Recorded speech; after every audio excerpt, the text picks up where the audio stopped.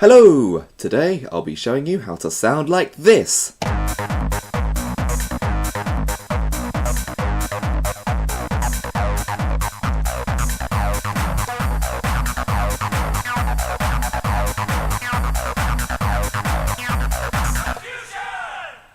Alright, let's start by clearing the pattern. Here are the 10 samples I'll be using. Downloads in the video description.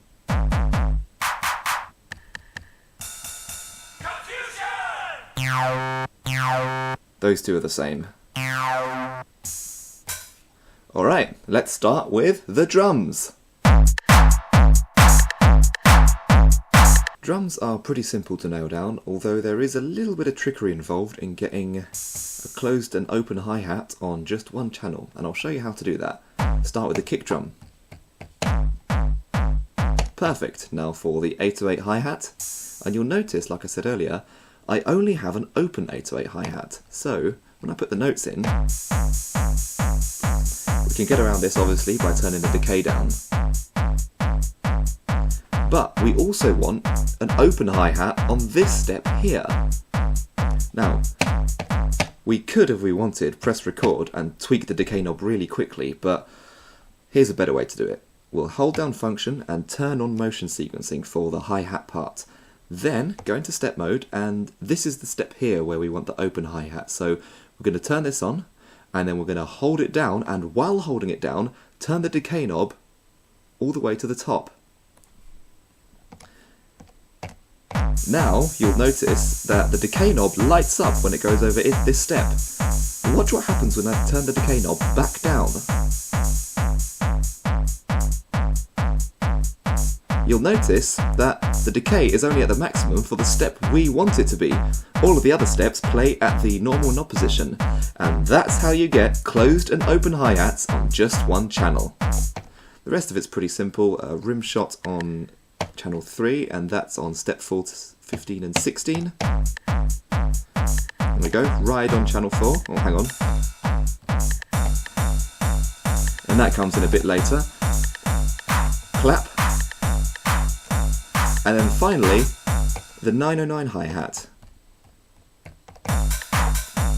But you'll want that to come in a little bit later because it's a quirk of the Volca sample that channel 9 notes get muted whenever channel 10 is playing, even if you mute channel 10. If I mute everything else, watch what happens when I mute channel 10. You'd expect 808s to be playing, but nothing's happening except on step 14. Now if we get rid of the 909 notes, we hear the 808 again.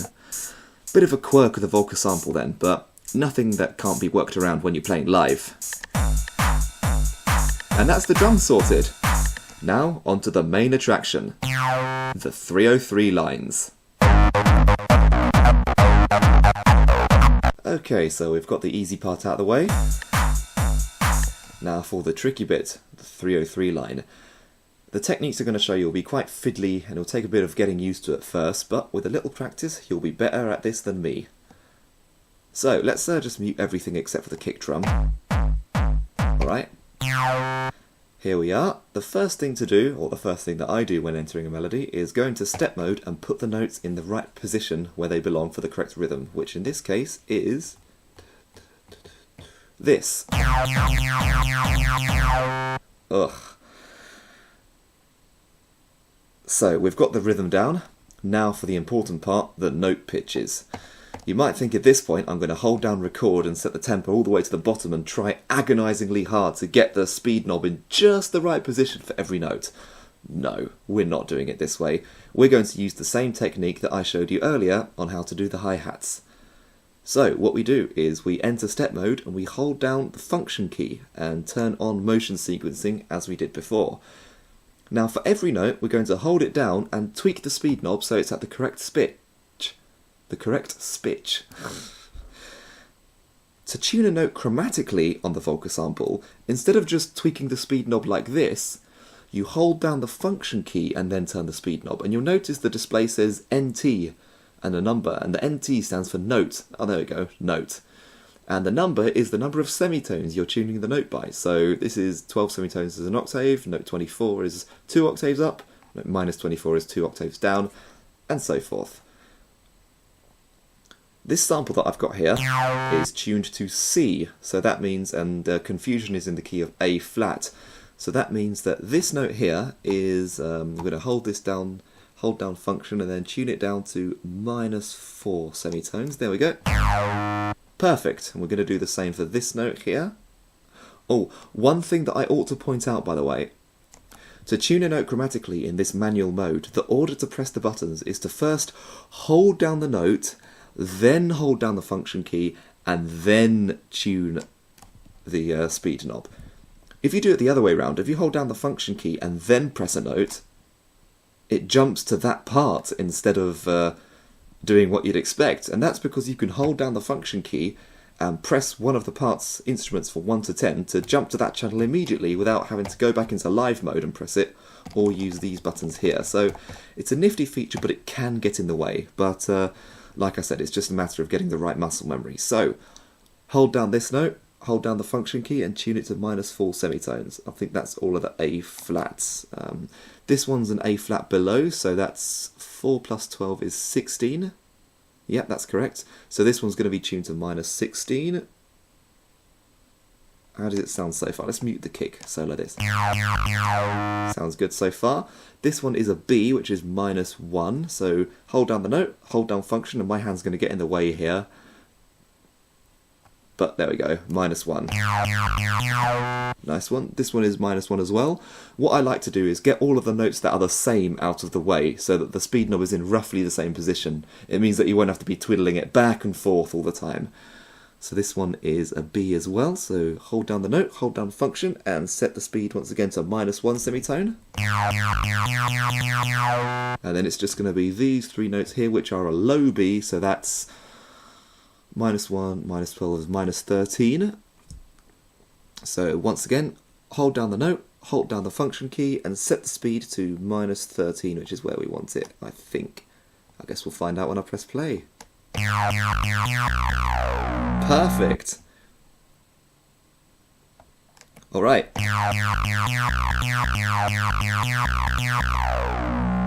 Sounds good. The next thing to do is to gate the notes. And that was just me making a save point on the video, so I don't have to re-record the whole thing in case I mess up. Right, so we've got this so far.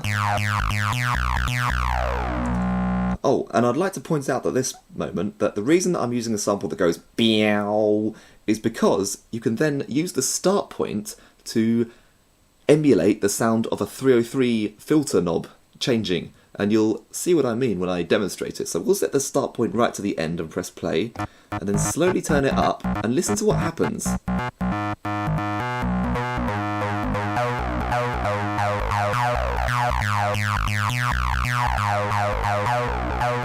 It's a pretty nifty technique, and there are already a lot of videos demonstrating this technique on YouTube already.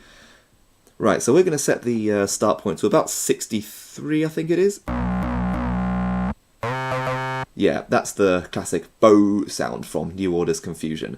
We're going to use this to gate our 303 line. Now, the standard gate for a 303 is about half a step, and that's what gives the kind of, well, it's what makes it sound so punchy as opposed to the legato feel that we've got right now. One thing I'd also like to point out is when you set the length of a sample, the gate time changes with the pitch, because remember, when you change the pitch, you're also changing the speed of the note. So if I turn this up and then turn it down, you'll notice that even though the length was quite short here, set it quite short, once I pitch it down, it gets longer and longer correspondingly. What this means is you'll have to figure out different sample lengths for the correct gate times for different note pitches. This takes a lot of trial and error. This is the most tedious part of it, but I'm sure you can agree that it's a lot less tedious than setting the tempo all the way down and trying to, you know, change the speed knob using motion automation. Alright, I've actually written down the gate times here on this notepad to remind myself, so I don't have to work it out on video. So I'll make this all available to you in the description, by the way, so you don't have to work it out by yourself. But once you create your own tracks using this technique, I'm afraid you will have to work it out by yourself. Right, so what I've written down here is, and we're using the same technique, by the way, that we did for the closed and open hi-hats and for the pitches. We're holding down a note in step mode and then tweaking the appropriate value. So this one is about 72, and step 4, the gate length will be 35. Another 35 here because it's the same note that we want at the same length. This note we want at the same length, but it's an octave below, so we're setting the gate time to about 24. This one we want a single step, but it's a little bit higher, so the gate length is going to be a little bit higher. Oh, by the way, the gate length doesn't have to be exactly the same for each note. You can actually tweak it a little bit to give kind of an accent feel. Where was I? This one is 43. We've already done this one, and then this one is a long low B. This one is a short low B, so this is going to be 26. This is another high B single step, so that's 37 once again. And this is a low B, but it's going to be a little bit shorter. We're going to set this one to 24. Right, let's see what this sounds like. Pretty much perfect. Although you will notice one thing. When we bring the kick in, it sounds a bit dry. And that's because the original track has an echo on the 303, it has a delay. Something which the Volca sample doesn't have built in. It's got built-in reverb, but it doesn't have built-in delay. So, save point, you may remember that I had 2 channels which were playing the same sample. And this is exactly why, because for this channel here, what we're going to do is exactly the same as we've just done for the main 303 line, except shifted by 3 steps and quieter. And that's what's going to simulate the echo on the original track. So, same procedure as before. In fact, let's solo the echo line here. Same procedure as before, except, again, shifted. Put in the notes in the correct rhythm, which is this. Sounds as you'd expect. The next thing to do, once again, is hold down function and turn on motion sequencing for this part.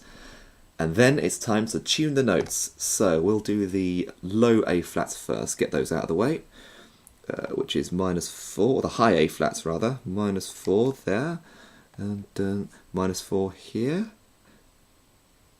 There we go, -4 here.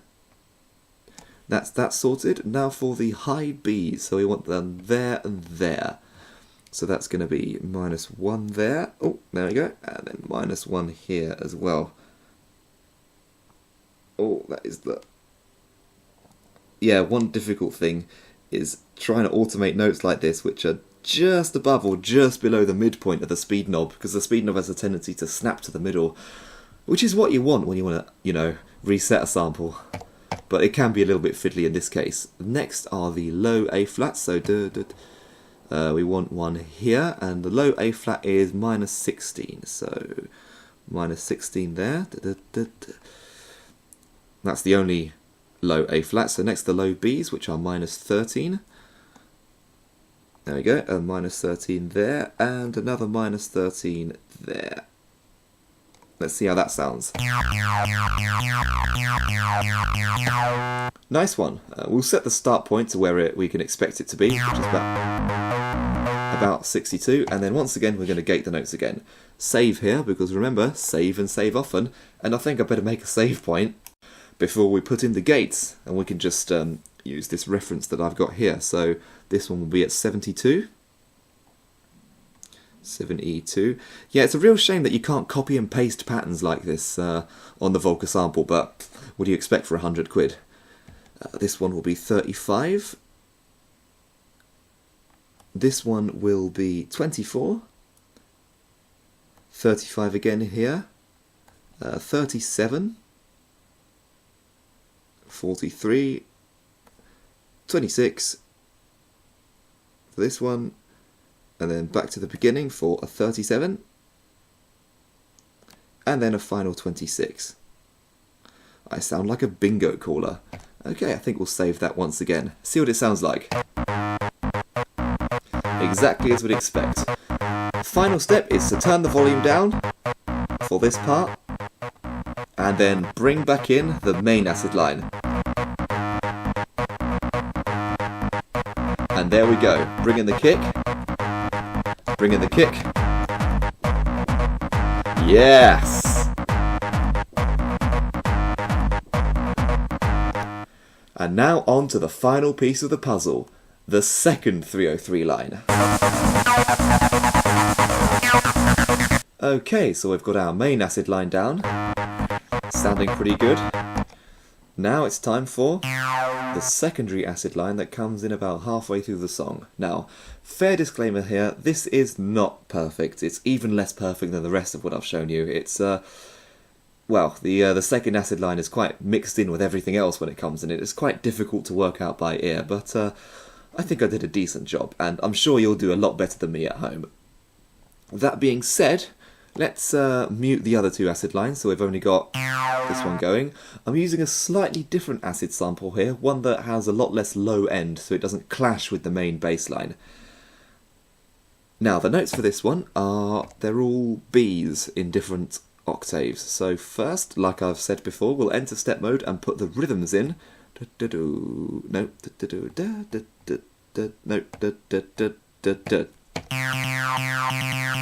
that one's supposed to be there. Rightio. And then once again, the next step is to hold down function and turn on motion sequencing, and then the arduous process of tuning the notes, which doesn't help that most of them are one semitone beneath the midpoint of the speed knob. I mentioned that issue earlier. Right, so we'll get the high Bs, middle Bs rather. Oh, you see what I just did?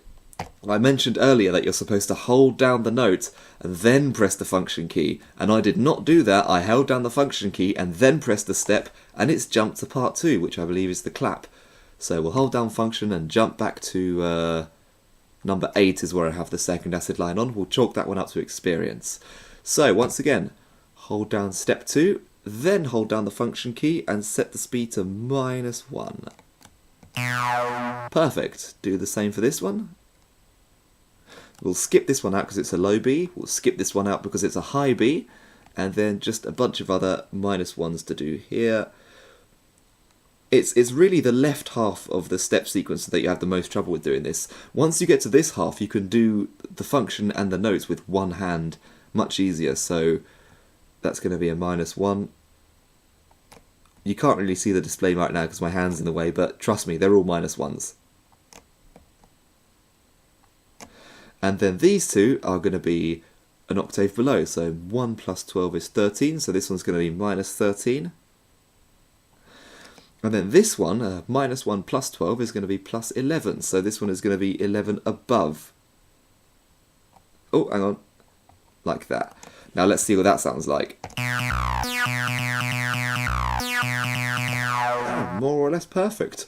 Once again, we'll turn the start point down to where you expect it to begin, so it sounds more recognisable. Yeah, somewhere around there. And now, of course, the final thing to do is add in the gate times, and I've got them all written down here on my notebook, so this won't take long at all. This one is going to be 32 length. There we go, 32 again. This one is going to be 24. Oh, 46, sorry, I'm looking at the wrong row. 46, 70 up here, 32, and like I said, when you're first working this out, it requires a lot of trial and error, and I could show you the process of what I do when I start from scratch here, just to show you an idea of how you can manage to work them all out. But for now, I don't want to waste your time, so I'm just putting them in as quickly as possible. You can follow along at home because I'll have this table in a much nicer format in the video description, so you can copy along. This is what it sounds like.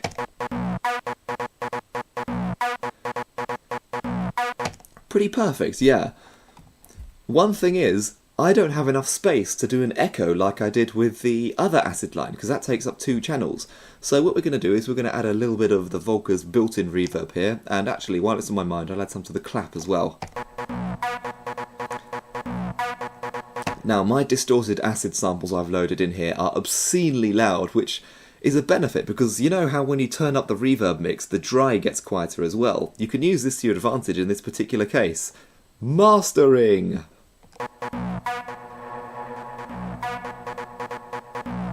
give it a bit of atmosphere.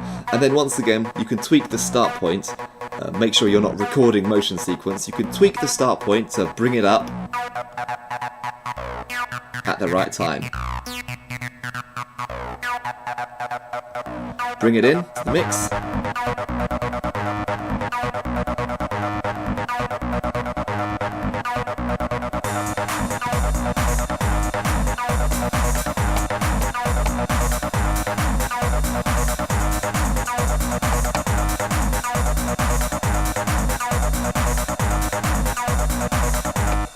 And there we have it, Confusion by New Order.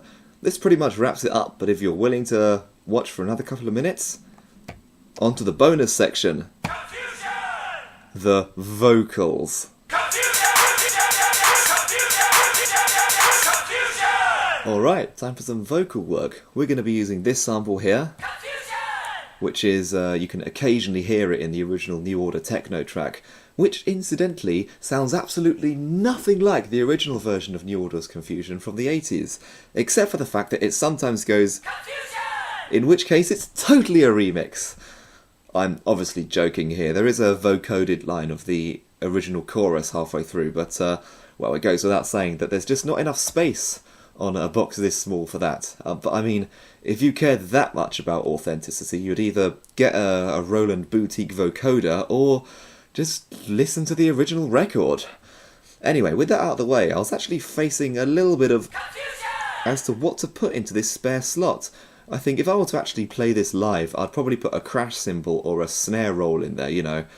But for the purposes of this demo, I thought I'd show off a little bit and show you how you can do a little bit of vocal slicing. Right, so I think I've only got the kick and clap playing here. Yeah, there we go. And what you'd normally do is add it on step 15 like this. I don't know if you can hear that. What you'll notice is, since the original 80s form of Confusion is a little bit slower than this techno remix, what we're going to have to do is pitch it just a little bit up to match. There we go. The 3 syllables are perfectly in time now, but it's a tiny bit chipmunked. And what this also means is, if you want to bring it in right on the beat, 2, 3, 4, you'll notice that it didn't play as I muted it in just before that first beat, and that's because it activates on this step, which means if you unmute just after this step, you're not going to hear anything. So, let me show you a better way, and once again, it involves our favourite little trick, manual motion sequencing. What we're going to do is a little bit of vocal slicing. We are going to put 3 steps on, step 15 like we had it before, and also 2 more here. Now if I press play right now, what we'll hear is confusion. Yeah, not so great. So what we're going to do is we're going to work out where each syllable, con, fu and jeune, starts by tweaking the start point knob and then programming in the relevant motion sequence data. So okay, so the fu is about 20 and the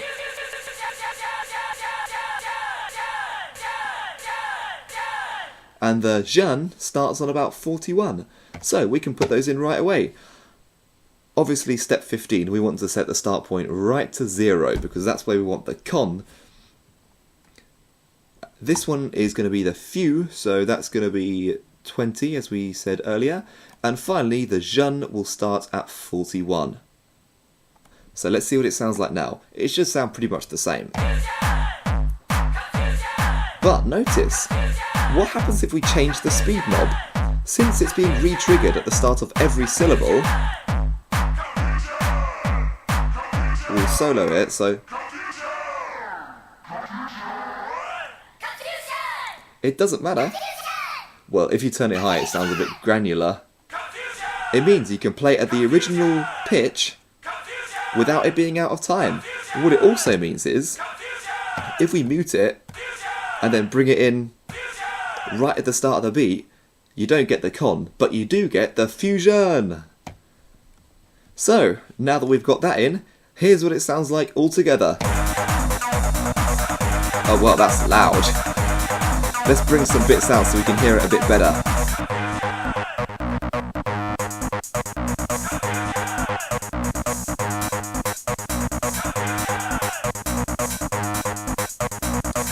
where a snare roll would be really handful.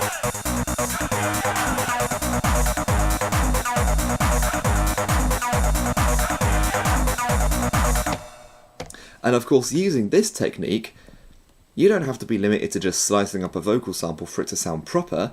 You can add all sorts of dank effects. So if we wanted to go, confusion, confusion, that's very easy as well. We remember where each syllable starts. It's a lot easier to remember than, like, you know, an amen break or something. Few is at 20 and jeune is at 41. Fusion. So if we wanted a few here, and we wanted a few here, and then we wanted the jeune here, jeune, few, 20, there we go, and we're going to solo this now. Let's see what it sounds like.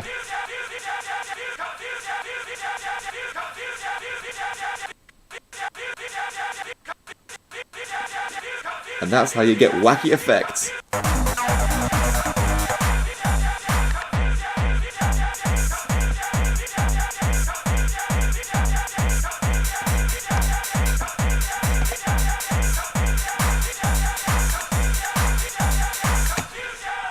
Anyway, I'll finish showing off now. That pretty much wraps up the tutorial. Thank you very much for watching, and if you enjoyed it and learned something, please share it to anyone you can find who would be interested, and even people who wouldn't. And finally, if anything confused you, if I did anything that I went through a bit quickly and didn't make sense, let me know in the comments. And that particular technique could well be the subject for a future tutorial video. Thanks for watching. Subscribe for more and all the rest of it.